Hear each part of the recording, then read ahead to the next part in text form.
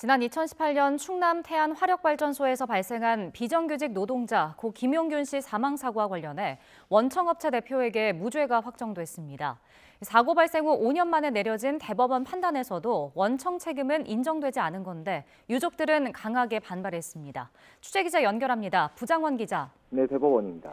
네, 사고 5년 만에 형사사건 결론이 내려진 건데요. 선고 내용부터 자세히 전해주시죠. 네, 대법원은 오늘 오전 산업안전보건법 위반과 업무상 과시치사 혐의로 기소된 한국서부발전 김병숙 전 대표에게 무죄를 선고한 원심 판결을 확정했습니다.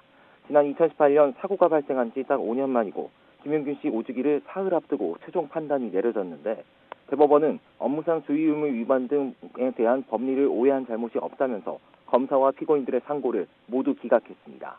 한국서부발전 하청업체인 한국발전기술 소속 비정규직 노동자였던 김용균 씨는 지난 2018년 12월 11일 충남 태안 화력발전소 석탄 운송용 컨베이어 벨트에 끼어 숨진 채 발견됐습니다. 당시 2인 1조 근무 원칙이 지켜지지 않았고 컨베이어 벨트 가동을 중지하지 않은 상태에서 작업을 지시하는 등 원청업체의 책임론이 뒤따랐습니다. 이에 사건을 수사한 검찰은 2020년 8월 김 전 대표를 비롯해 원하청 임직원과 법인까지 모두 14명을 재판에 넘겼습니다. 하지만 1, 2심은 모두 김 전 대표가 컨베이어 벨트의 위험성을 구체적으로 인식하지 못했다는 이유 등으로 무죄를 선고했습니다. 함께 기소된 서부발전과 본부장 등 관계자 2명도 1심에서 유죄가 인정됐지만 2심에서 무죄로 선고받았고 하청인 발전기술 임직원들은 업무상 주의 의무를 다하지 않았다는 점 등이 인정돼서 오늘 대법원에서 유죄가 확정됐습니다.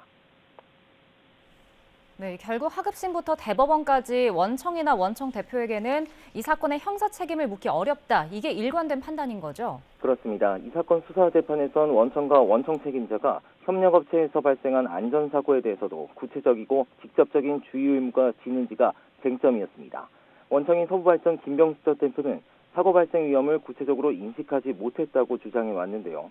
대표이사는 안전보건 방침을 설정하고 승인하는 역할을 그칠 뿐 작업 현장의 안전점검과 예방조치 책임까지 있다고 보기는 어렵다는 건데 하급심과 대법원도 이를 받아들여서 모두 무죄를 선고했습니다.